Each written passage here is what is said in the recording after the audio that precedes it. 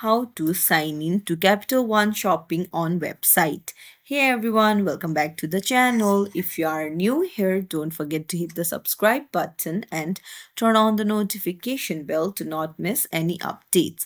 So in this video, I'm going to show you how you can easily sign in to Capital One Shopping on your PC. First things first, you need to head over to Google Chrome or any other browser, and then you can see sign in option on the right hand side, and then you can see that you need to tap on create account if you are new here. But if you already have an account, you can just put in your email address and your password. So if you are new here, tap on create account,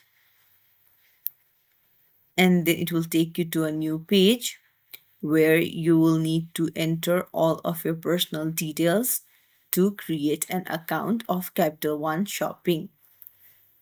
So this is also known as onboarding. So if you found this tutorial helpful, don't forget to like the video and subscribe to our channel. Thank you for watching.